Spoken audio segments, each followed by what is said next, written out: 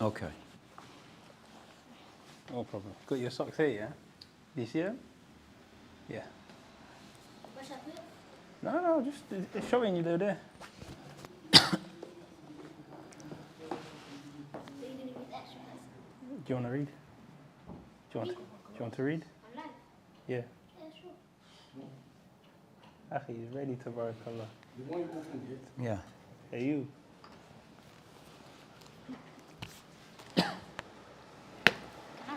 You ready? What's your father? I blacked it out. So you already told me.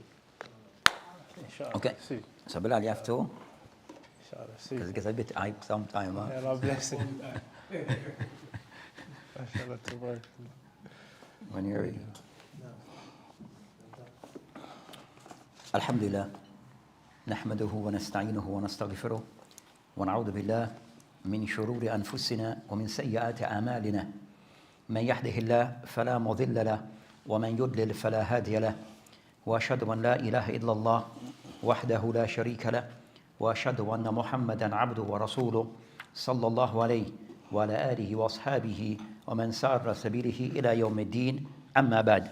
So today inshallah ta'ala we'll be continuing discussing the book Al-Arba'in An-Nawawee. So this is a collection of hadith that have been collected by Imam An-Nawawee rahimahullah, where he collected 40 hadith that are said to be hadith al-jawami, that are very comprehensive but very short regarding the wording. So we have covered up to hadith.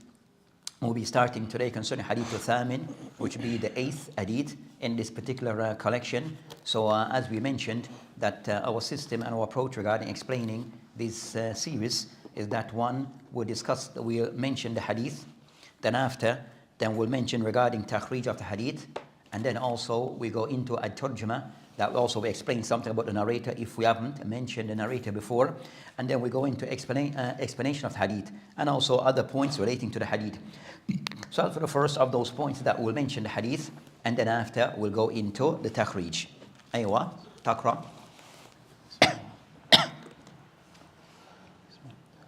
On Ibn Umar radiallahu anh, sanctity of the Muslim, hadith number 8. On Ibn Umar radiallahu anh, that the Messenger sallallahu alaihi wasallam said, I have been ordered to fight the people until they testify that none has the right to be worshipped in truth except Allah, and Muhammad is the messenger of Allah, to establish the prayer and pay the zakat. If they do that, then their blood and wealth are safe from me except for the right of Islam, and their reckoning is with Allah, the Exalted. Then I mentioned Rawahu. Rawahu Bukhari wal Muslim. So that's concerning the hadith that is mentioned as the 8th hadith. And as for the wording in the hadith in Arabic, they mention An Ibn Umar Rata'ala anhuma Anna Rasulullah sallallahu alayhi wa sallam قال أمرت أن أقاتل الناس حتى يشهدوا أن لا إله إلا الله وأن محمدا رسول الله وتقيموا الصلاة ويؤتوا الزكاة وإذا فعلوا ذلك عصموا مني دماءهم وأموالهم إلا بحق الإسلام وحسابهم على الله تعالى. رواه Bukhari wa Muslim. So that's concerning the hadith that is mentioned, or the hadith to be discussed. And as we had mentioned regarding concerning this particular hadith, that so as for the first step regarding concerning the hadith that were mentioned regarding takhrij of the hadith. So of those things regarding as to going back or mentioning the sources that have mentioned hadith. So this will require one, mention some of the sources that have mentioned this hadith, and also slight differences in the wording. So regarding discussing concerning the difference, those who have narrated the hadith, different sources, that this hadith can be found in the books of the Sunnah. We'll mention some of those books, and also some of the difference in wording. I will try to stick to a few books regarding the wordings and those who have narrated this hadith.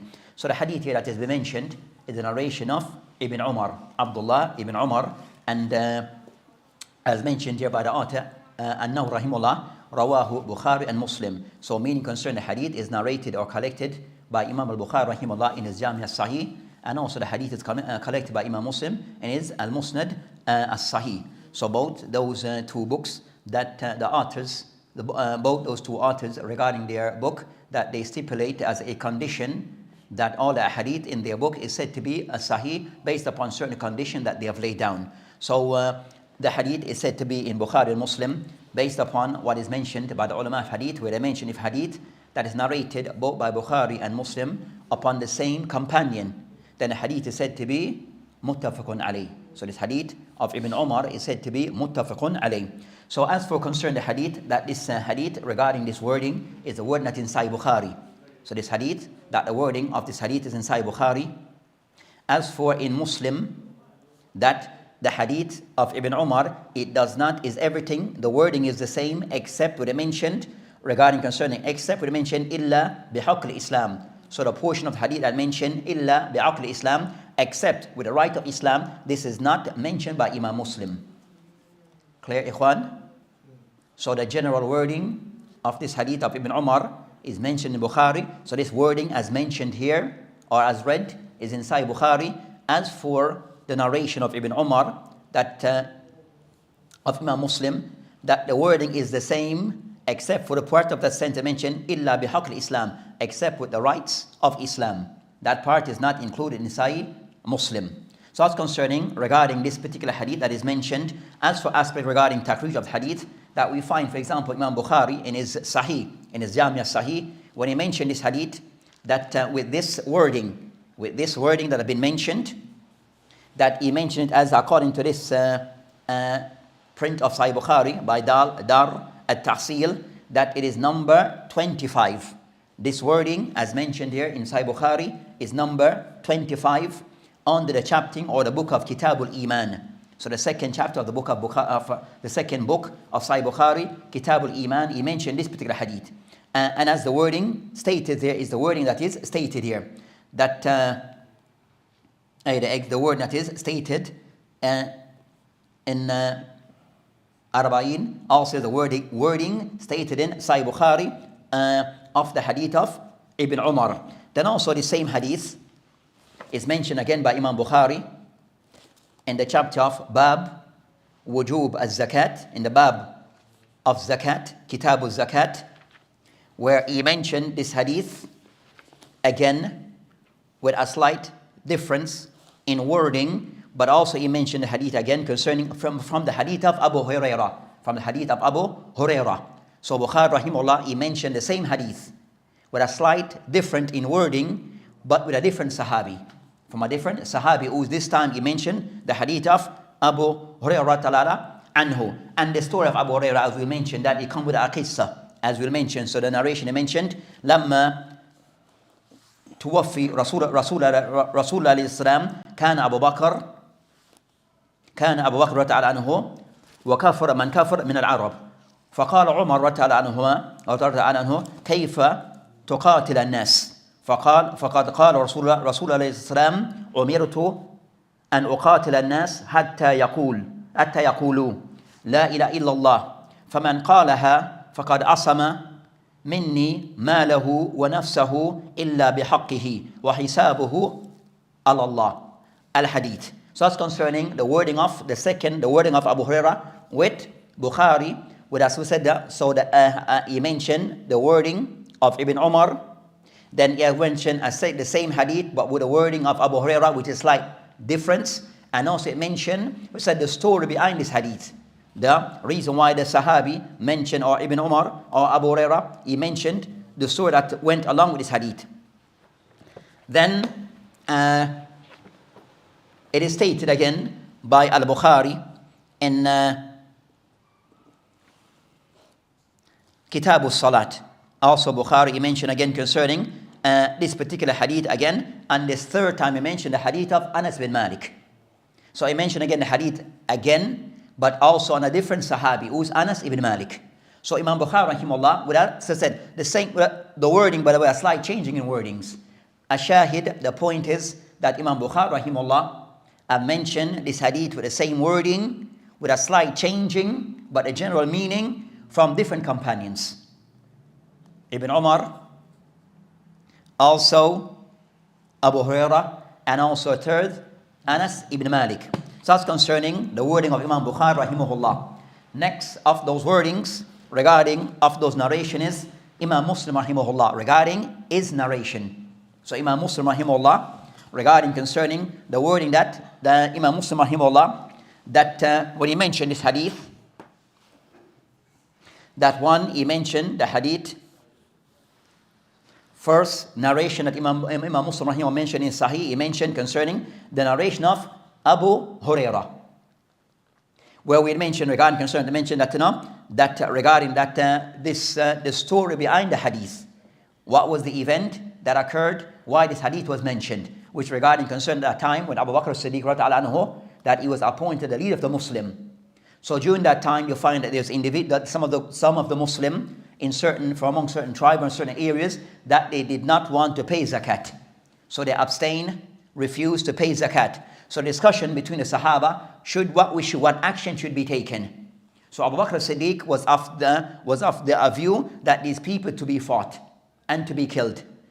Omar al-Khattab was not of that view. So the hadith was mentioned as a proof regarding the permissibility of fighting those who withhold paying zakat. So that's concerning that particular hadith, the circumstance behind the hadith. So Imam Muslim rahimahullah, he mentioned that narration of Abu Hurairah first. Then he mentioned also a narration of this hadith of Abu Hurairah again. Then he mentioned Abu Hurairah again. Then he mentioned also a narration of Jabir. He mentioned also narration of Jabir ibn Abdullah radiallahu anhu. قال أمرت أن أقاتل الناس حتى يقولوا لا إله إلا الله فإذا قالوا لا إله إلا الله أعصموا مني دماءهم وأموالهم إلا بحقها وحسابهم على الله. So that's concerning the narration of Jabir. Also after the narration of Jabir, Imam Muslim then mentioned also narration of Ibn Umar. Also mentioned the narration of Ibn Umar.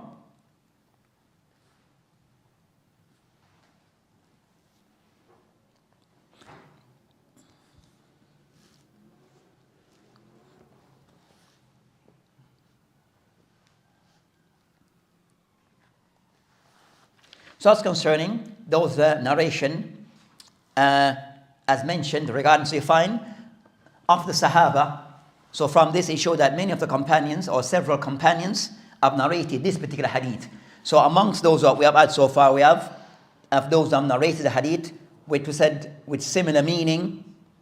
We have Ibn Umar, Abu Hurairah, Anas bin Malik, and also Jabir ibn Abdullah. So that's concerning of those who have narrated this particular hadith from amongst the Sahaba. Another of those who have mentioned the hadith and also mentioned the various wordings of this hadith, also in a collection of Imam An-Nawawee. So An-Nawawee rahimahullah, Imam Abi Abdurrahman Ahmad ibn Shuhaib An-Nawawee rahimahullah tabarak wa ta'ala, in his book Al-Mujtaba, which is called As-Sunan As-Sugra. So he mentioned regarding this Kitab Al-Muharaba, Kitab Muharaba, regarding the book regarding battles or fighting. Then he mentioned Tahrim Ad-Dam. So he mentioned the prohibition of taking certain lives, of spilling of blood. So this kind of somewhat shows regarding that this hadith is relating to the mawdu of not the impermissibility of spilling certain people's blood. Those people's blood used to be protected and not to be spilled. So he mentioned regarding concern the hadith, he mentioned of the hadith of Anas bin Malik, then he mentioned the hadith of Anas bin Malik, where this hadith of Anas bin Malik, he mentioned An-Nabi al-Islam قال أمرت أن أقاتل المشركين. It's a narration of An-Nasa'i. It mentioned أمرت أن أقاتل المشركين حتى يشهدوا أن لا إله إلا الله وأن محمدا عبده ورسوله فإذا شهدوا أن لا إله إلا الله وأن محمدا رسول الله وصلوا صلاتنا واستقبل قبلتنا وأكلوا ذبائحنا فقد حرمت علينا دماءهم وأموالهم إلا بحقها. That's the narration of Nasa'i of Anas bin Malik. So a slight again changing in the word, but also these wording give some tafsil, give some further explanation regarding, as to be mentioned umirtu an uqatil al-mushrikeen, not uqatil al-nas. So in the most the other narration, it mentioned umirtu an uqatil al-nas, I was commanded to fight the people. But in this narration of Anas bin Malik, as a narration of Nasa'i mentioned, Umirtu an uqatil al-mushrikeen. I was instructed to fight the mushrikeen. So it's stipulated as to who those, and that we'll discuss later. Then he mentioned also, again, another narration of Anas bin Malik, Umirtu an uqatil al-nas. Umirtu an uqatil al-nas.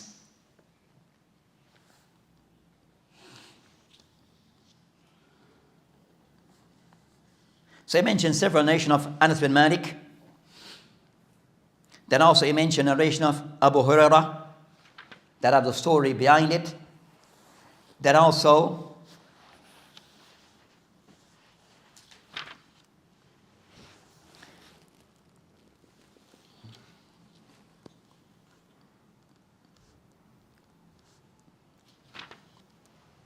that he mentioned also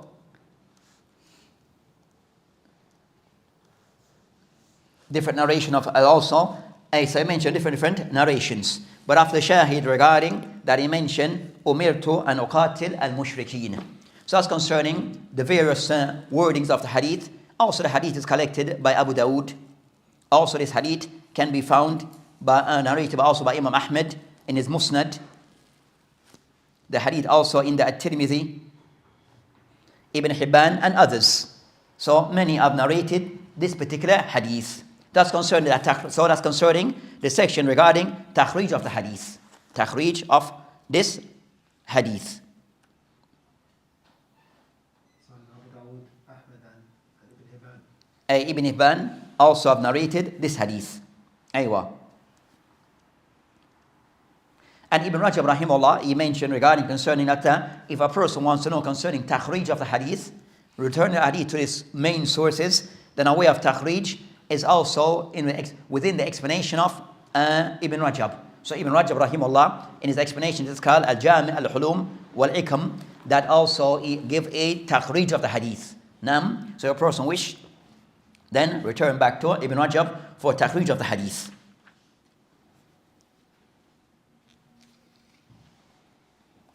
So that's concerning takhrij of the hadith. As for the next matter regarding the Sahabi, biography of the Sahabi, that Ibn Umar that was mentioned previously. Ibn Umar was mentioned previously, so we discussed concerning his biography. So there is no need to repeat, as we had mentioned concerning matters relating to Ibn Umar previously. As for the Ammiyat, this hadith concerning what have been said regarding the importance of this particular hadith, it is mentioned by Ibn Daqiq al-Eid. So Ibn Daqiq al-Eid, rahimahullah, of those who have explained Arba'in. So amongst those who have explained Al-Arba'in An-Nawawiyah, Ibn Daqiq al-Eid al-Shafi'i, where he mentioned هذا حديث عظيم. That this hadith is a very important hadith. وقواهد من قواعد Islam, and also is one of the principles from amongst the principles of the deen of Islam. So it shows that that hadith, it has certain standing, as it serves as a qawahid from the qawaid of Islam. The next matter, as we mentioned, is regarding sabab al-hadith. That the reason why this hadith was mentioned, or the story, the circumstance that took place, why this hadith was revealed. As we mentioned concerning some narration of Abu Hurairah regarding, as he mentioned, that regarding concerning that this hadith, as it states regarding that it was a time when after the Prophet Islam's death, and then the people have appointed Abu Bakr to be the leader of the Muslim, to be the leader of the Muslim, the Khalif of the Muslim. Then at that time, with the death of the Prophet Islam, that you'll find that some of the people outside Jazirat al-Arab, that they were contemplating on leaving Islam, and some were stipulating that they would not pay the zakat. So Abu Bakr as-Siddiq then were concerning what actions to be taken regarding these people. So you find that there's a discussion between some of the Sahaba as to whether these people is allowed to fight these people or not. So Abu Bakr as-Siddiq, being the Khalif of the Muslim, being the leader of the Muslim, that he was of the view that these people is to be fought. Omar and others disagree with this. So Abu Bakr Siddiq, he mentioned this hadith as a proof regarding the permissibility of fighting those who abstain from carrying out certain acts of Islam. So he uses the deal regarding the permissibility of fighting those who reject certain things of Islam. And of that concerning zakat, as they were stating, those people were claiming that they did not want to pay the zakat, as the Prophet of Islam had died, and zakat is to be paid to him directly upon his death, then there is no need for them to offer or to pay the zakat. And Abu Bakr, that he was against this. And that became the view of the companions, that they agree upon this. And then they fought these people.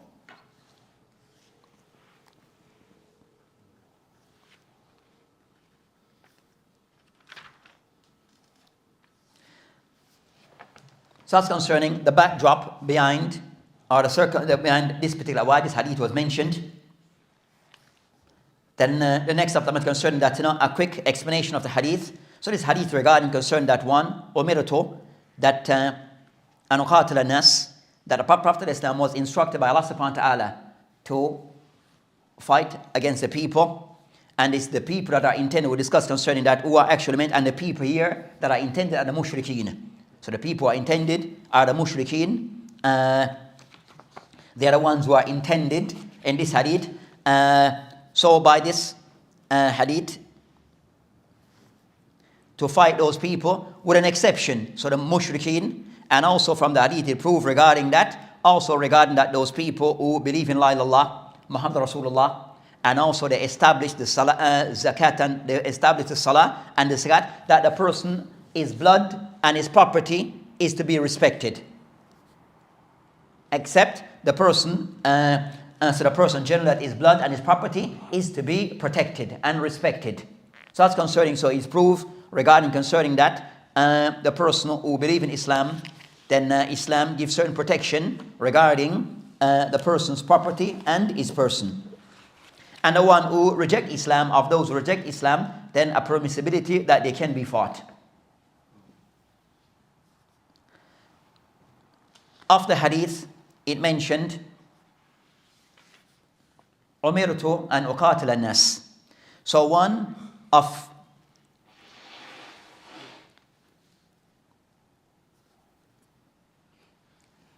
those matters that relates to the hadith regarding what can be taken of those benefits, it mentioned umirtu an uqatil an-nas. So the Prophet mentioned that he was instructed, but he didn't explain who was the person who gave him that instruction. So he was instructed, commanded, that he should fight against certain people. So who was the one giving the Prophet ﷺ such instruction? The ulama of hadith, that they discuss it as a chapter within the science of hadith, and also in usul al-fiqh. Regarding concerning, if you see the Prophet ﷺ use the word umirtu, that I was commanded, or nuhitu, they mentioned that. So using concern the afil majhul, where the one given a command, it is not mentioned. The one given a command is not, they are not mentioned. So it is understood and taken that the one giving the command is Allah subhanahu wa ta'ala.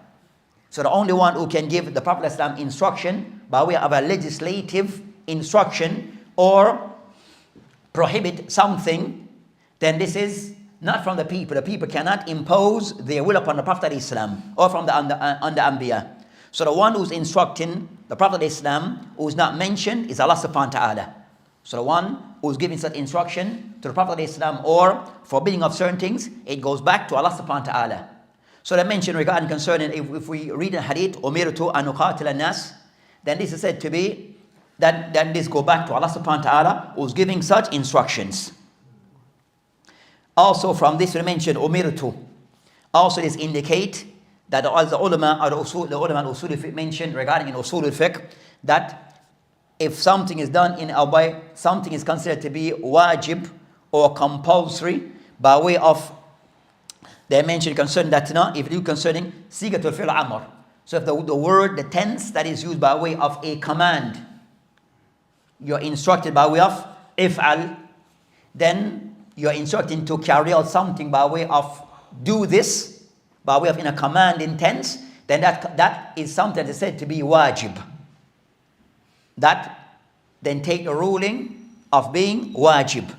So ده concerning باب أصول الفقه or concerning أصول الفقه concerning استنباط أصول الاستنباط. So by way of أصول الاستنباط, and you're using the language as a tool to assist the person to understand the text correctly. So of those rules, so the person who wishes now to understand the text of Quran and the Sunnah, they need certain guidelines and rules to follow that are in place. So to make the person understanding that somewhat it has a system in place to follow. And that system it is set, it has systemized system in place. So the person is not at one point he's using this rule, that rule is not all over the place. So it needs a systemized system in place to follow. So ilm usul al-fiqh, it gives that person those guidelines. So usul al-istinbat, that so jumhur of the ulama, they take the position regarding that fi'l al-amr, something that is given in a commanding tense, then they state the ruling of wujub ma lam yujad as-sarif, unless there's something else to show otherwise.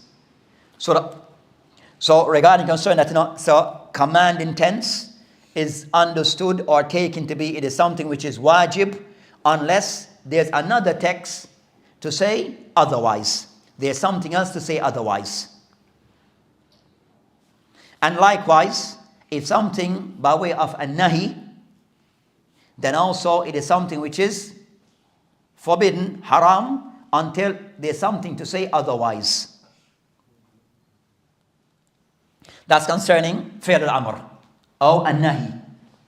As for the next matter, regarding if we find a sahabi, so mentioned if the Prophet Islam, umirna or umirtu, as in this hadith, they will say the one who's giving the Prophet Islam instruction is Allah subhanahu wa ta'ala. Not another sahabi who's giving the Prophet Islam instruction, a sahabi, but Allah subhanahu wa ta'ala is the one giving the Prophet Islam such instructions. But if we find in the case that a sahabi is saying, umirna, nuhina, that we have been commanded, we have been forbidden. So a sahabi is saying such thing. Is this to be taken as this is marfu or not? So is it be understood or to be taken that the one who's giving such instruction is the Prophet ﷺ or another sahabi? Is it correct? So from this, the ulama of hadith take the view that if a companion say umirna, nuhina, then this is taken that it is something which is, it goes back to the Prophet ﷺ. It goes back to the Prophet ﷺ. So it does not go back to Abu Bakr, does not go back to Omar as they were the Khulafa al-Rashid. So it is taken that if a companion sahabi was to state and mention hadith, and you find some hadith of this type, umirna, nuhina, then this is what is understood. The one giving the command who is not mentioned, it goes back to the Prophet ﷺ. As mentioned by Iraqi rahimullah in his Alfiya, فقال قال صحابي من السنة أو نحوي أمرنا حكمه الرف ولو بعد النبي عليه السلام قاله. Then he mentioned that a shahid that he mentioned, قال صحابي, if a sahabi was to said من السنة, so if a sahabi use the word or the terms من السنة, a companion to say from the sunnah is such and such, or a companion were to say umirna, we were commanded, instructed, or sahabi said nuhina, we were forbidden, then all of these wordings, it takes the hukm of marfu, that it goes back to the Prophet ﷺ. So those things, min as-sunnah, umirna, nuhina, all of this is taken to be from going back to the Prophet ﷺ. All of this is considered to be marfu'. As I mentioned, hukmuhu ar-raf, that the hukum, that it is raf, meaning it goes back to the Prophet ﷺ, not to anyone else among the Sahaba. It does not go back to any among the Sahaba. As some have put that forward as a view, that if a companion were to say umirna, nuhina, that they mentioned, it could be the one giving instruction, could be Abu Bakr as-Siddiq, or Omar as being the Khalif and a person of great authority and respect and rank amongst the Muslim. But the reality, qawl al-raja, the correct view is that it goes back to the Prophet ﷺ, and if it is said after his death, the Prophet ﷺ after his death. So while he's alive, then for sure it goes back to the Prophet ﷺ, but after his death, also it is taken as going back to the Prophet ﷺ.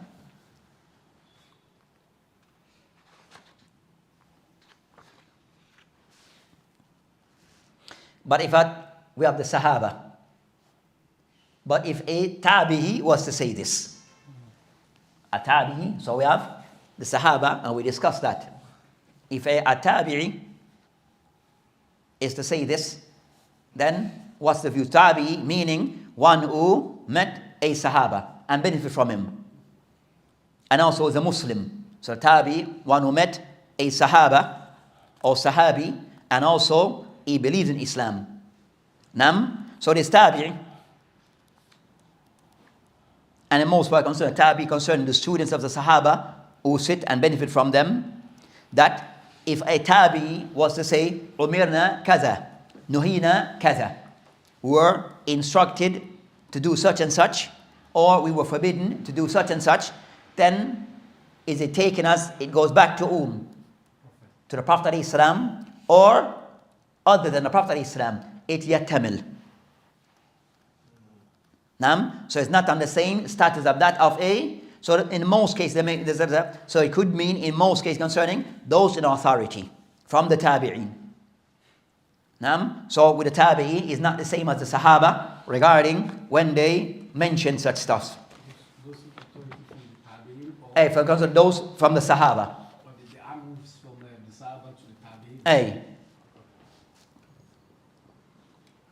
Also, next matter regarding Umirna. So from the Tabi, it is not, it can have various meanings. So it's not direct to say it is marfu'. If a Tabi was to say this, it's not, yatamil.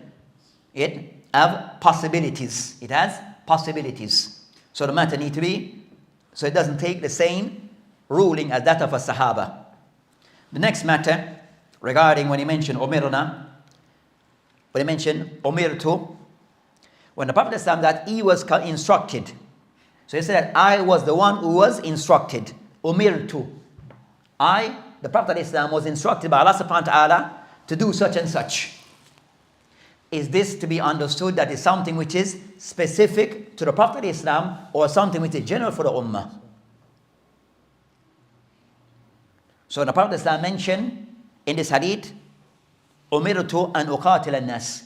Is it something which is specific to him, regarding that this instruction is only for him, meant only for him, and it is not applicable to anyone else? Or it is taken as it's meant for him, but also the Muslim? If the Tabi mentioned it, is that consensus that Jamaykee they agree upon that? Regarding? If a Tabi says, Umirna, Nuhina, that says this Yatamil. Okay, and they agree upon that. There's not an agreement. What's that? Not necessarily they agree upon it, but as a qawl jumhur. Means that not that yahtamil, because it could mean different meanings. It have different meanings. It could take different meaning. It could mean a tabi.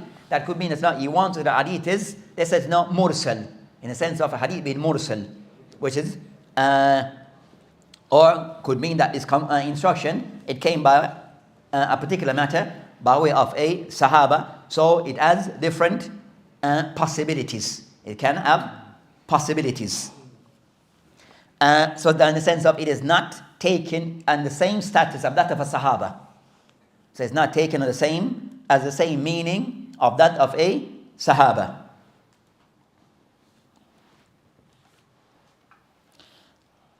So as we were discussing concerning the Prophet ﷺ was to say in a matter, Umirtu, is this matter specific to the Prophet ﷺ, or is something which is open to all Muslim?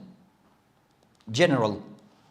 So as the ulama have mentioned regarding concerning the Prophet ﷺ mentioned anything and even used this type of term that Umirtu, Nahitu, I was forbidden, I was commanded, then this is taken as something which is not meant for him specifically until there's evidence to say otherwise, to say that it is meant specifically for him. So meaning, when the Prophet ﷺ says something like of this term, I was commanded, I was instructed to do such and such, or I was forbidden to do such and such, that the ruling is general, that applies to all the Muslim, himself and all the Muslim, until there's something to say it is specific for him. Clear? So it is taken as general until there's something to say it is specific for him. And that's a general rule that is applied. So nothing is specific to the Prophet ﷺ until there's something to say that is the case. As in the Islam that Islam propagate and taught, it is meant for all, including himself, and things are said to be specific to him when there's a text to say so. And there are cases like those, but that's not the norm. So commands is meant for him and also for his ummah.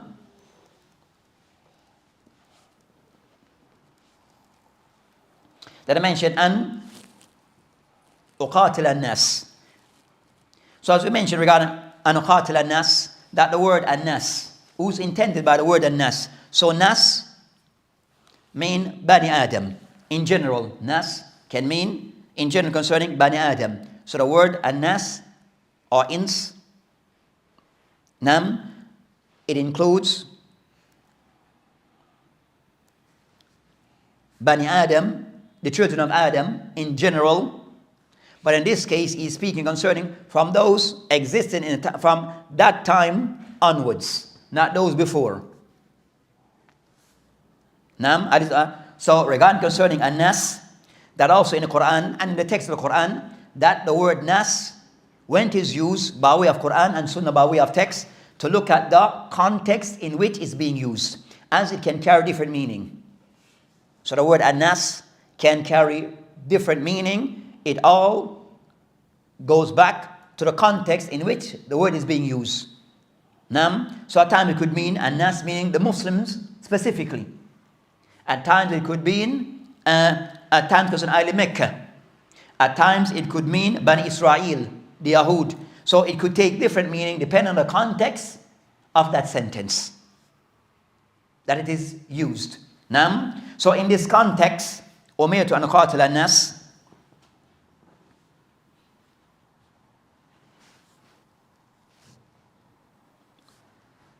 it means, as in the narration of Nasahi, umirtu an uqatil al-mushrikeen.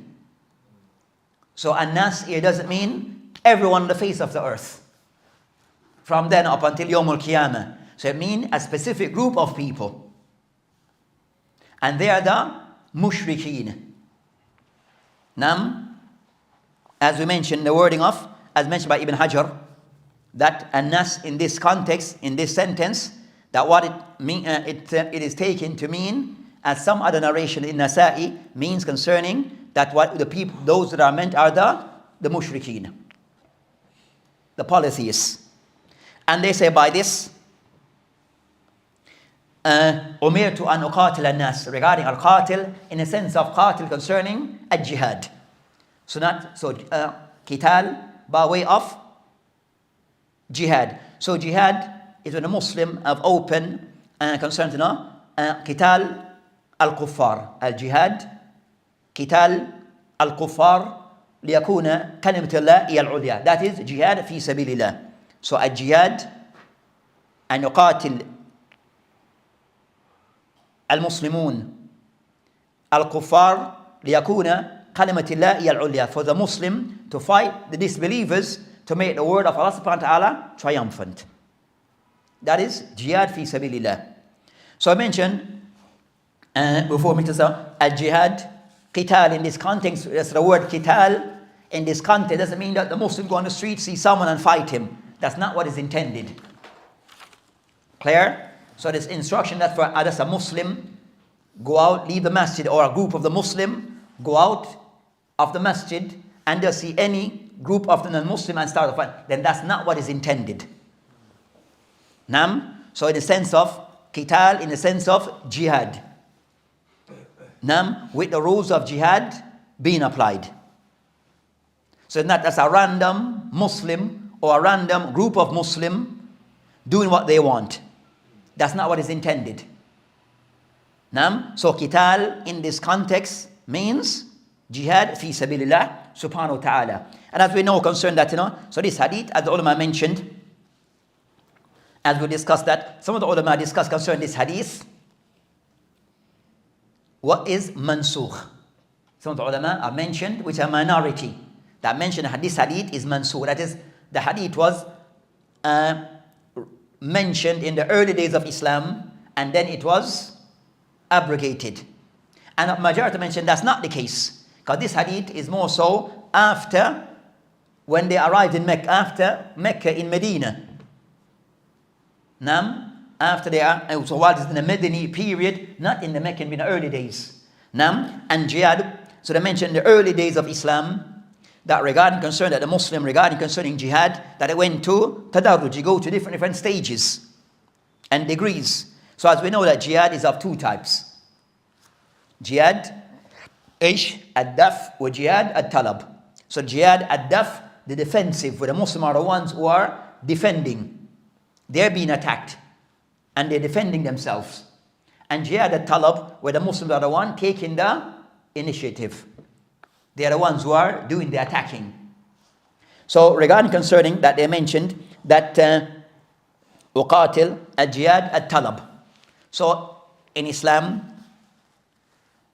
both types of jihad are still allowed. Ad-daf wa talab. Still, both those two types, they still stand. They're still mashru'. Jihad, ad-daf, defensive, and also jihad, at-talab, which is offensive. Both still applicable. But the ahkam of jihad, the Prophet ﷺ in this context, he was the amir. So the amir is the one who have the authority to establish jihad or to call jihad. Not the amir of the masjid or the imam of the masjid. That's not for him. And if the imam of the masjid says so, you should not listen to him unless he's just repeating what has been said by the state. Those in authority, the people who have the real authority. So that's an imam doesn't have that authority on his own. The alim doesn't also. So the alim says this on his own accord, then that's his fatwa, not binding. So that matter is for the imam of the head of state to make such call. The Jama'at al-Islamiyah, his fulan, his fulana, that's not for them. So as in Islam, regarding tadarruj, regarding al-jihad, that in the early days of Islam, the Muslims were not allowed to fight while they were in Mecca because they were small in number. So they were not allowed. And at that time, they were not allowed to defend themselves. At that time, they were just kind of somewhat to walk, not to be provoked regarding jihad. So the more so a time regarding, so they were told to avoid of this. So it's more concerning in the day of Mecca, the early concerning al-inzar, which is to caution the people, to warn the people, to invite the people to Islam. Then after arriving in Medina, then al-idhn, permission was given regarding ad-daf, that the Muslims were allowed to defend themselves against their enemies. So it first started where the Muslims were allowed to defend themselves. Then after, without them starting the battles. Then initially, it was allowed for them to defend and to initiate. Defensive and offensive, and that remain until Yawm al-Qiyamah, which is with his rules and guidelines. So a-jihad, so qital in this context is a-jihad fi sabilillah subhanahu wa ta'ala, not for individual to take on the act of attacking others. Elsewhere mentioned that the ulama have mentioned that those who are intended here in this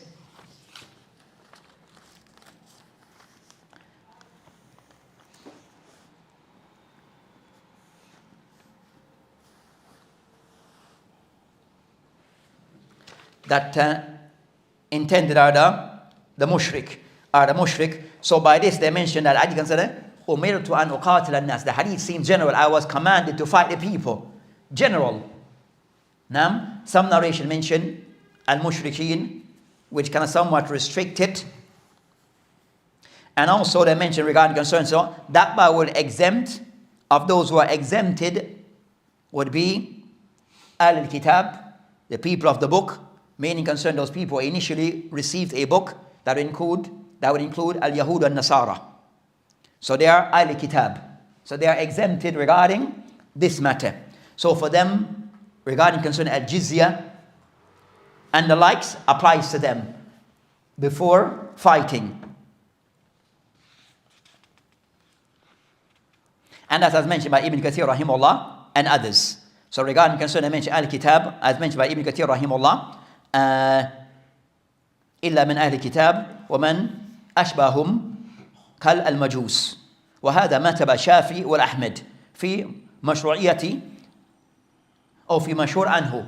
So he mentioned regarding concern that that of the ulama من يرى أنه لا تأخذ Ibn Kathir he mentioned من يرى أنه لا تأخذ الجزية إلا من أهل الكتاب ومن أشبههم كالمجوس. That some of the ulama who have taken the view regarding that the exemption is regarding al-kitab. Why? Because they are people concerning al-jizya.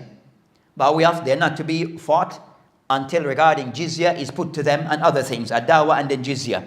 So I mentioned that fighting them, they are the people of jizya. So they are exempted from just outright fighting. As mentioned, أنه لا تأخذ الجزية إلا من أهل الكتاب. So jizya is taken from أهل الكتاب and also majus, according to the ulama. And I mentioned that's the call of Imam al-Shafi and Imam Ahmed, that of those who are exempted and of al-jizya, al-kitab and majus, that's the view taken by al-Shafi Ahmed and what is mashhur and Imam Ahmed. Then I meant وقال Abu Hanifa, as for Abu Hanifa rahimahullah mentioned concern that as for the people of al-jizya تأخذ من جميع أعاجم. So I mentioned concerning that the people who are said to be the A'ajim, which are the people who are the non-Arabic speakers. So all non-Arabic speakers, then jizya to be taken from them. وقال المالك, as Imam Malik rahimahullah mentioned, يجوز أن تأخذ من جميع الكفار. That regarding jizya can be taken from all the kuffar, Arab and non-Arab.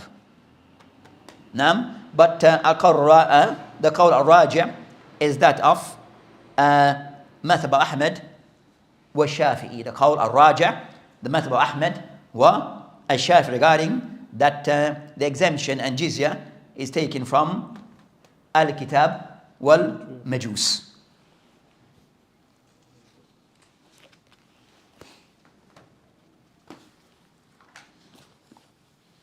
So that's concerning of those points from the hadith.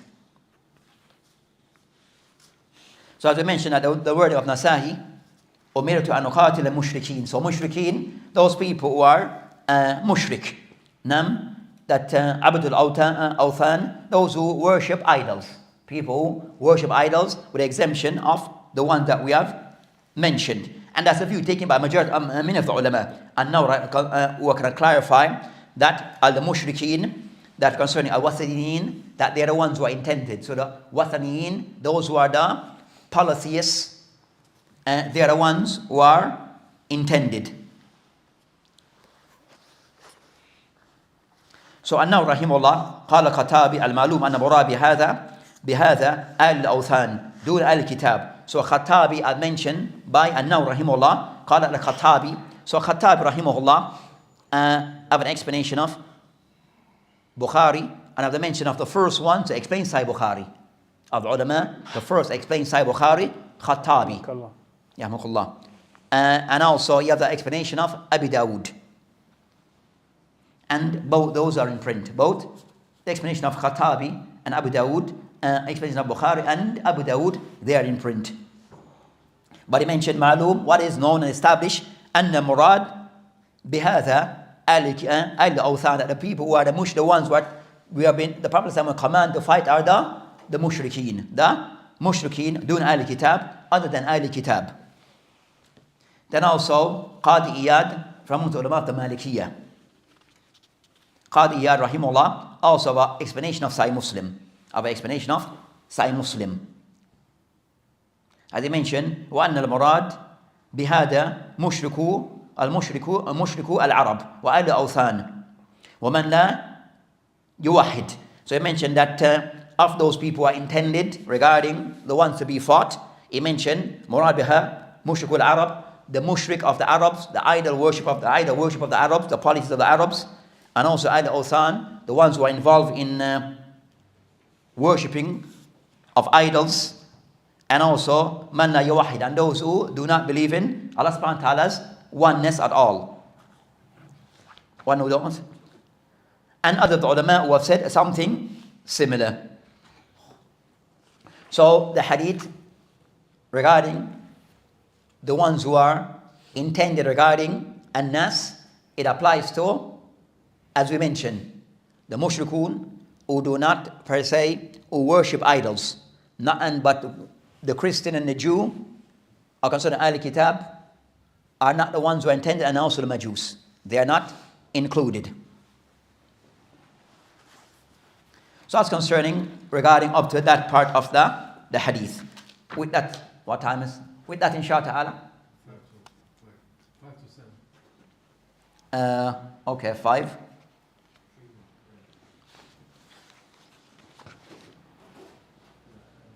And next matter discuss regarding concerning that he mentioned Omar too. So regarding concern that's concerned that matter, he mentioned Omar too an uqatil an-nas. Sorry, when you say Ahl al-Kitab are exempted, is that because of the jizya? In the sense of that. The jizya replaced them to be in full. Regarding concern in the sense of jizya, regarding concern, they can be fought, but there are certain rules that apply still.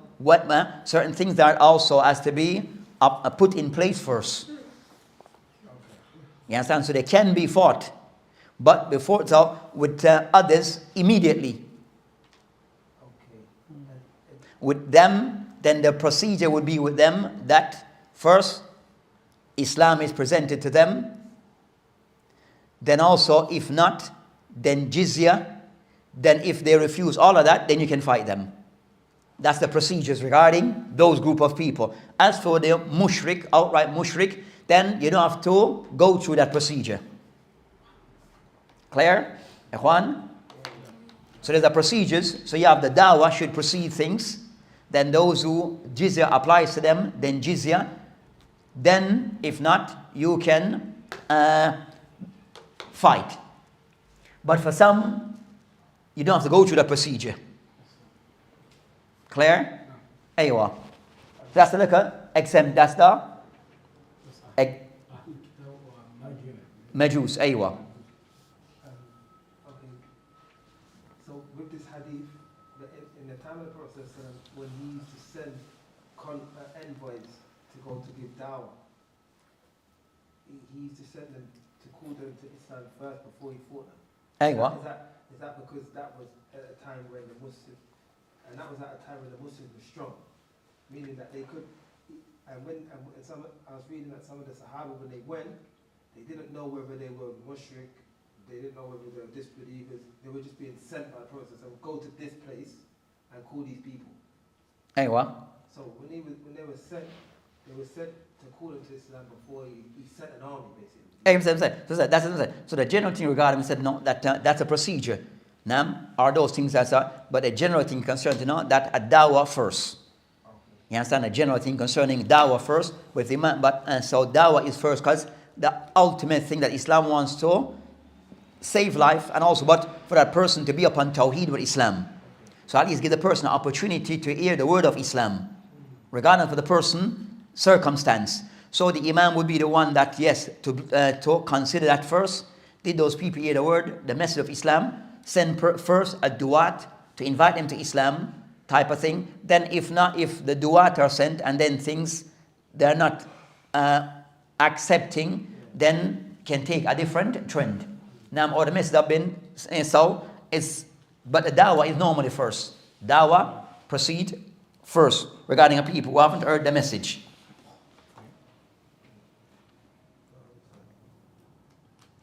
And what's that concerned? There are people concerned that a jihad concerned, that regarding that with jihad, also certain group of people are certain things that are exempt. So with jihad, that is certain like places that the people should not try to destroy or attack unless for a valid reason. Also regarding certain groups of people regarding that are exempt regarding fighting and killing them, except that they are attacking you. So regarding women, children, elderly people, people like priests, then those people are exempt. Generally, their thing is that they're not to be touched unless there's for a valid reason. So a female, she come out with her gun to shoot at you, and she's shooting at you, then that's a different matter. And their place, so I said places, certain places, but as for individual, mainly concerning sigar wa kibar sin wa nisa, then they are not considered to be muharibin, people who are battle combatant, people of battle. Next matter, regarding the shahada. I'm not sure we have time to discuss concerning that he mentioned regarding umirtu an uqatil an-nas hatta yashhadu an la ilaha illallah. And in some narration, Muhammadan wa anna Muhammadan Rasulullah. In some narration, wa anna, and some without Muhammad Rasulullah. The shahada la ilaha illallah. But that will be understood regarding that all those hadith are taken as they clarify each other. So the one that does not mention Muhammad Rasulullah, it is taken that is a part of the shahada. So the shahada, that would be included with a person, if to accept la ilaha, must accept Muhammad Rasulullah. So a person, I believe in la ilaha, that there is only one God to be worshipped, or one ilah. But he doesn't accept any prophet. I believe there is a God that exists, but I don't believe in Muhammad being a prophet. Then that person is not a Muslim. So la ilaha, what comes along with it, shahada anna Muhammadan Rasulullah. That comes with it. So that inshallah ta'ala, so that's concerning the first point. So even though some of the hadith mention la ilaha without Muhammad Rasulullah, then it is understood, as other hadith have clarified, that also the person have to bear witness and testify and declare as a part of his shahada of Islam that Muhammadan Rasulullah is a part of it. So if a person, for example, take his shahada, but he says la ilaha, but didn't say Muhammadan Rasulullah, but he understood that that is intended, is the shahada accepted?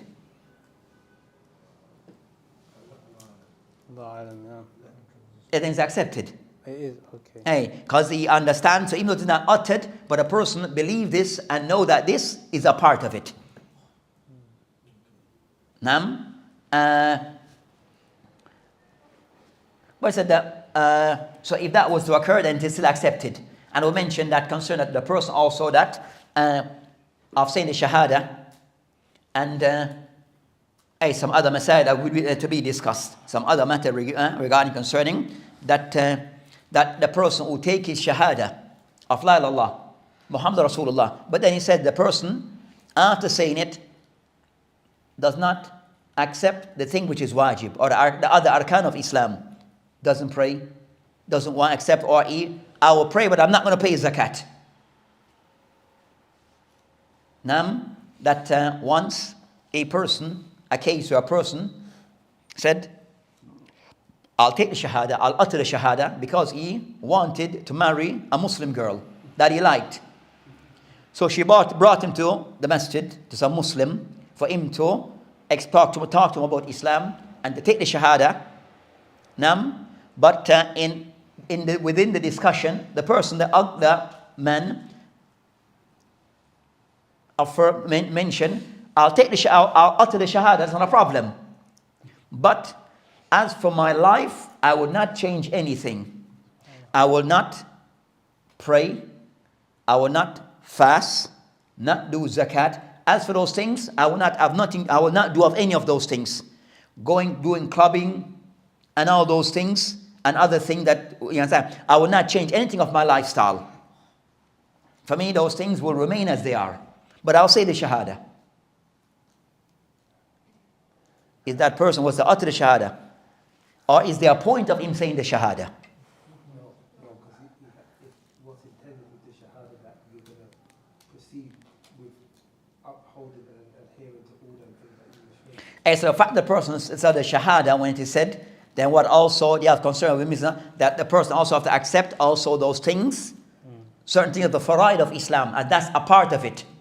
So the person regarding the Shahada, that a person have one, that a tasdeeq, that he can somewhat is, usually the word is truthful regarding the word that he's uttering and is genuine. Second, regarding al-inqiyad, that a person also is willing to be obedient, so show obedience to Islam and what? The rules of Islam, and also Submissive. taslim, is submissive, servitude, compliance. So these are of those things that when a person says Shahada, these are of the things that comes along with it. Nam? So it requires yalzim, that will require the person that if you say the Shahada, then he has to pray. Nam? Fast. So certain things pay the zakah. So these are things that is an integral part of the Shahada. And when Abu Bakr as-Siddiq, we just want to end with this, when he mentioned, as some of the Shuraha have mentioned, when he mentioned this hadith. Now, this also a hadith, when Imam Bukhari Rahimah mentioned this hadith, that also it was a refutation against the Murji'ah. So this hadith, that he used it as a refutation against the Murji'ah. Regarding concern that, saying the Shahada also requires a part of the Shahada of Iman, the person also have to do actions. Because Abu Bakr wanted to fight them because they abstained from zakat. They were rejecting the zakah. So he was said, that's unacceptable. Your Shahada requires you to pay the zakat, continue to pay the zakat. That's a part of the package of Islam. So this hadith was used as a refutation against the Murji'ah. Regarding that, action is a part of Iman.